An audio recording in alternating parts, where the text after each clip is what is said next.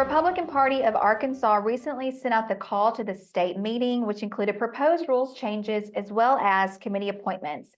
Here to break it down for us is 2nd District Congressional Chairman Jennifer Lancaster. Hey, Jennifer. Hi, Jenny. Thank you so much for coming in the studio to join us. I'm excited. Thank you for having me. Of course. Okay, well, there is a lot to break down. We've got, as I mentioned, proposed rules changes, new appointments to committees, and there's just a few overarching themes that I think our viewers really want to hear about. And I think that you're a wonderful person to talk to us about it. So first, let's talk about the call.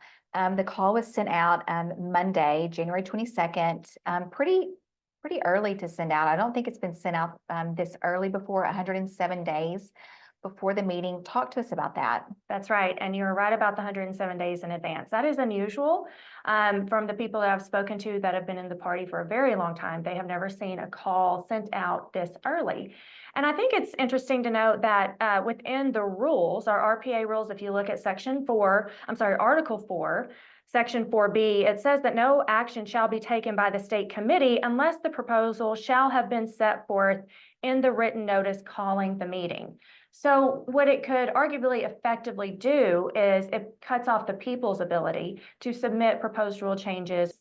And so that in itself is interesting. I think also we need to notice that these state committee meetings, in large part, they are comprised of elected officials, constitutional officers, etc. Now, they differ from the state convention in that the convention, we see more grassroots people. And so part of these proposed rule changes have a couple of interesting effects if they're passed. The first one, let's actually talk about the second one, just because I think that flows. So the second one that has been proposed, it is what it's going to do, if passed, it will require a 2/3 vote of the state convention to pass any proposed rule changes or platform changes. That historically and currently, it has always been half. Yeah. Again, this is a meeting that is held every 2 years, and it is where the people, it is comprised largely of the people, the grassroots folks, the people that go and attend your county committee meetings. They're really involved. They're out there promoting the candidates and working for the party out in their communities. And so this is their opportunity once every 2 years to come in and have a say. And so it has always been such that it only takes half of the people present to pass a rules change or a platform change. But under this proposed rule change, it will now raise that threshold to 2/3. Also, the people that are voting on this increased threshold are going to be mostly elected officials and elected people in the party. Yeah. So they haven't even given the people the opportunity to have a say on this proposed rule change that is effectively stripping them of their voice. Yeah, what does that tell you? It tells me that there is a concerted effort within the party to consolidate more power into the hands of the party itself, the party establishment. And when I say establishment, I mean those who have been involved in the party for a long time and are heavily involved to the point where they're kind of directing strategy. And what I've noticed in my time within the party is that unfortunately the party has become more of an arm of the governor's office and the elected officials. And that is unfortunate because we claim to be the party of the people. Yeah. We believe that the government that governs best governs closest to the people and of course governs least. But what we're seeing is while that is what many claim, their actions prove otherwise. And it seems that there's truly that effort to just consolidate the power in the hands of a few, which are beholden to the governor and other elected officials. Let's look at proposed rules change number 1. Talk to us about that. You know, this one is out of the two, I think this one, they're both disappointing. They're both disappointing. This one I think is really interesting. This one would also strips away power from the people, and this one basically takes away power from our counties to be able to not recommend a candidate. And you know, this has been used often over the past few years. I think specifically the one that comes to mind most would be Izard County. in the last primary election with John Payton and James Sturge.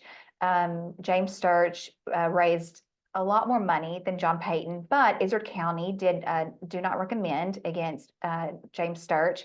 And John Payton won that Senate race. And I can remember I had Pat Gill on Conduit, and they were very effective in getting Sturge out of that seat for good reason. He was not a solid conservative. He did not follow the party platform and principles, and they were able to unseat him. And you know, the party did not like that. The establishment did not like that Pat Gill did that and that the county did that. And I think that we're seeing that here with this proposal. What do you say about this? I agree with everything that you just said. We are seeing that this not recommended status has been effective. But before we dive into that, I just want to say that there is not a lot of accountability within the party to hold our elected officials to our Republican principles and platform. There's really not a way. Number one, we have seen time and time again where the party has fought very strongly to prevent us from closing our primaries, which means the Democrats are actually allowed to come over and vote in our primaries and selecting who our nominee will be. And we actually have Republicans, the governor, I watched her vote against closing our primaries, even though Trump recently came out and said, what are we doing? This is awful. The Republicans should be selecting their Republican nominees. To me, that seems like a very common sense idea and concept, but we're seeing elected officials fighting against that and at least want to question why. So we're allowing Democrats to come over and vote in our primaries, but also the party, the grassroots people, they would like to see that the individuals who file for office are committed to upholding our Republican principles and platform. And so as such, they have asked the party to make platform changes, rule changes that would require people to be registered as a Republican before they file to run as a Republican. That has time and time again been voted down as well. So as we're seeing from the very initial steps, we can't even hold or vet these people to make sure that they are truly a Republican at their core and at their values.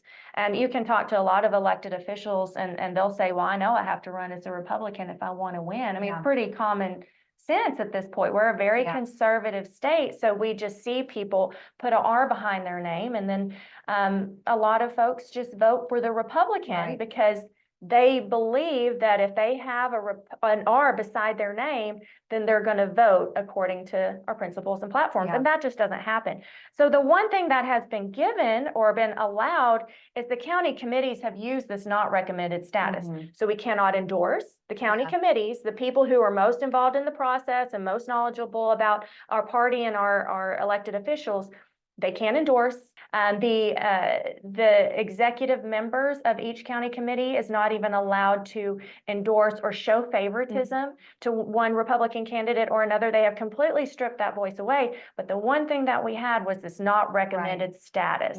And we've seen the county committees using that more and more as we're realizing that we have more and more Democrats running in our party as Republicans. And so now the party is trying to take that away because it is my observation that the party's whole goal is just to protect the incumbents.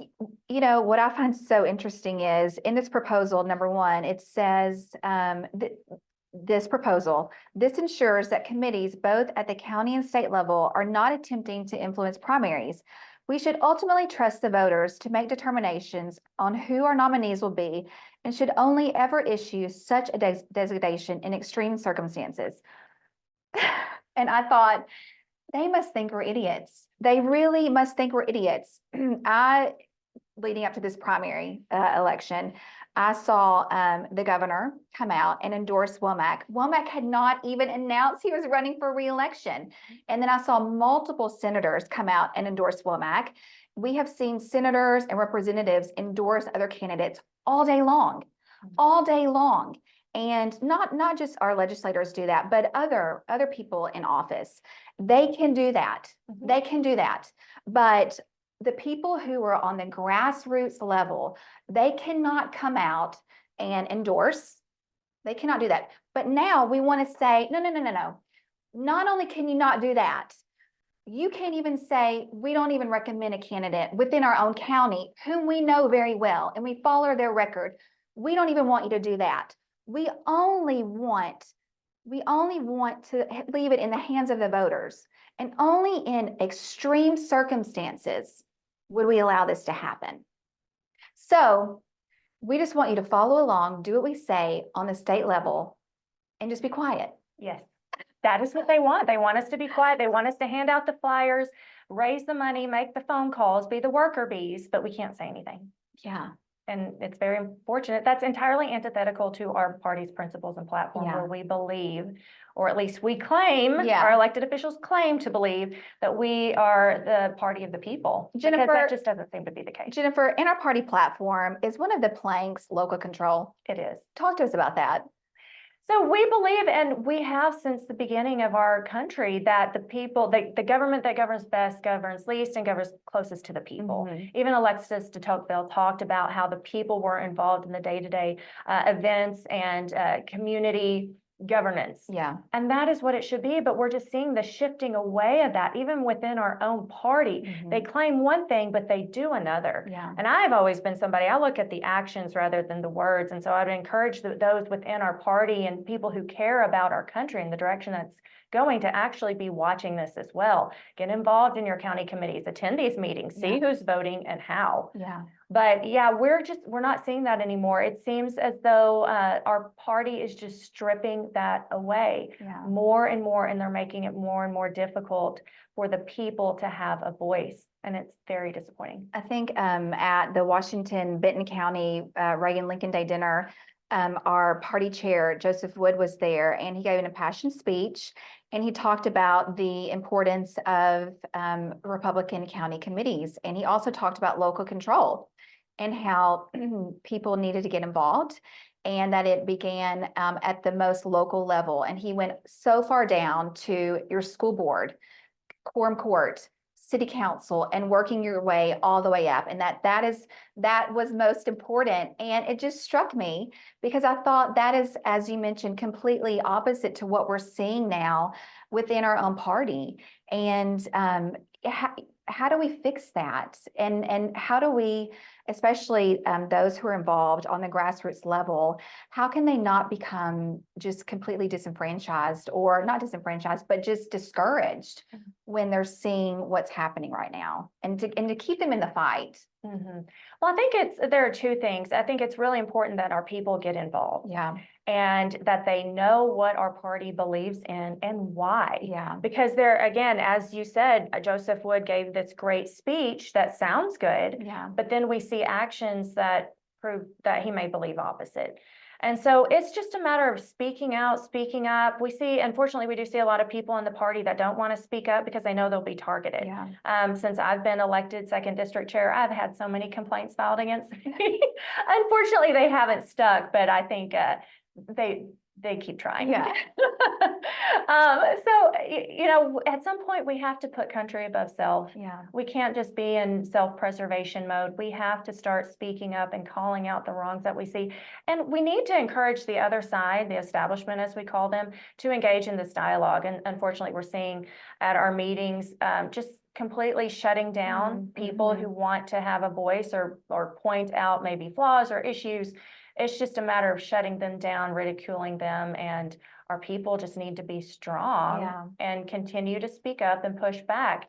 I think it was Thomas Jefferson that said the tree of liberty must be pruned with the blood of patriots and tyrants from time to time. Now, that sentiment, I think, is true in the sense that we must constantly be fighting to preserve our liberty because it is constantly under attack. And when we get comfortable, that is when it really starts creeping in, and it comes in under nice words and platitudes. But the truth is, it's just a power grab. Yeah.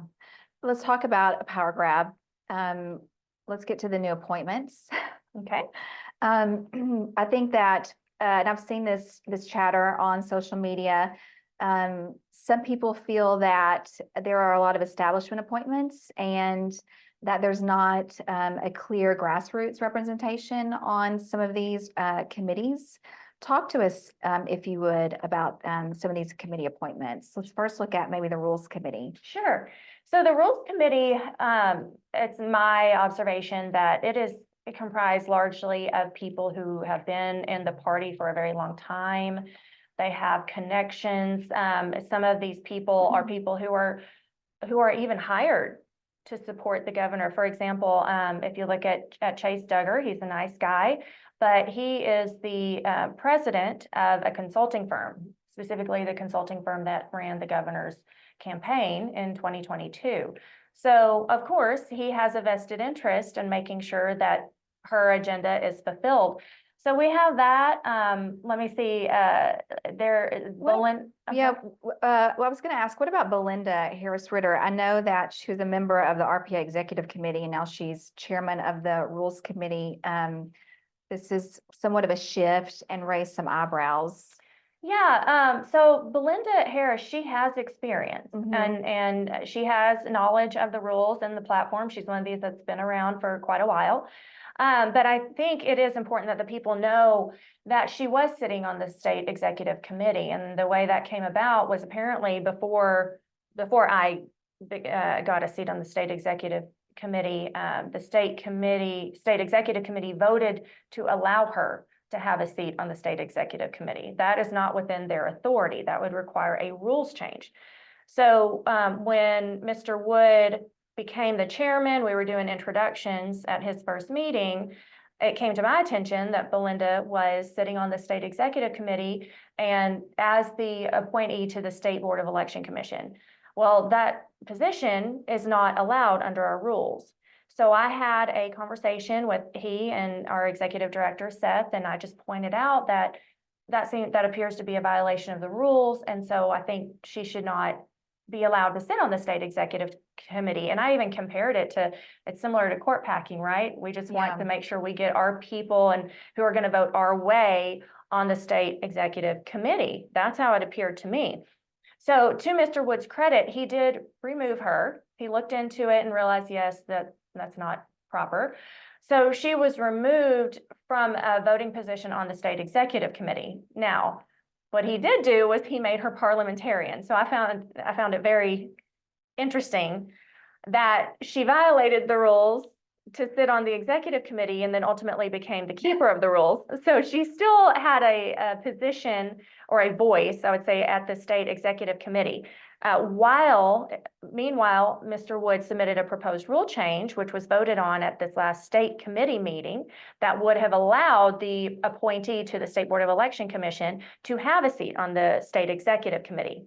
That one failed. Right, I So remember he that. still didn't get a seat. So what he's now done was he moved Steve Lux, who was the original chairman of the Rules Committee, to Platform Committee and put Belinda as chairman of the Rules Committee. Well, chairman of the Rules Committee has a seat on the state executive committee. So to me, when I pointed it out, I was not trying to cause problems. This was not a power struggle. It was just merely, hey, let's try to play by the rules. The rules are in place to make sure everybody feels like things are being done appropriately and fairly. And that's why I went to them in private, because I just thought it would be resolved. It wouldn't be an issue. But what I've now observed is that it almost just became like a power struggle. Well, I'm going to show you, we're going to get her on there anyways. And that's really unfortunate. I don't think that's how things should be. Nobody's perfect. Yeah. We all make mistakes, and at times the rules are going to be violated, hopefully unintentionally. Yeah. And then when it's pointed out, we make corrections and we just do better. Yeah. Right. And that's how I hope the response would be. But it just seems like it's become more of a control issue, unfortunately. Yeah.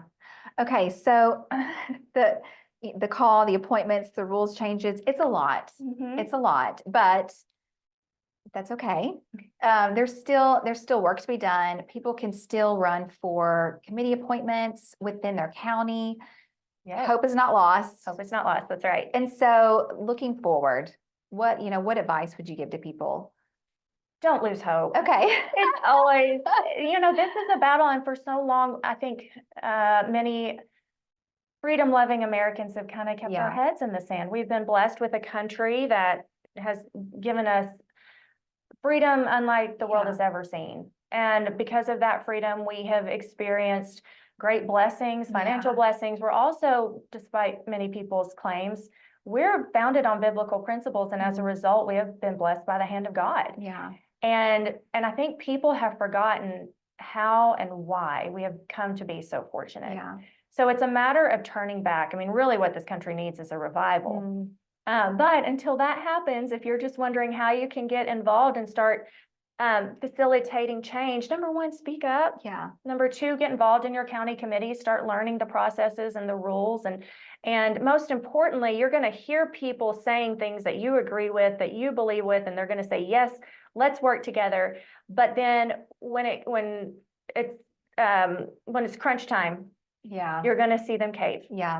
And so you need to be watching for those people and make sure you're not one of them. Yeah. Really question, why are you involved? Why are you fighting this? Are you doing this to bring glory to God and do the right thing? And as Ephesians 5:11 tells us, to expose what's done in darkness. Because if your focus is on doing what is right, then you don't worry about the worldly repercussions, which they'll be great, and they will, but hopefully you are working to store for yourself treasures up in heaven. And you can do that even through our party. Yeah. Because we're stewards of this great country. And so we're actually being negligent if we're not in this battle. Yeah. Jennifer, thank you for all you do. Thank you. We're really excited to have you in this fight. I don't know, between you and your husband, Clint, you guys are just a powerhouse. You really are. Well, thank you for all that you do. Well, I appreciate you so much and everything that Conduit does, and all of our patriots out there that are fighting for what's right. Because there are a lot of people out there. Yes. And I don't think people realize how many of us there are. Yeah. But they'll find out soon enough. I love it. I hope you come back in the studio again soon. Happy to.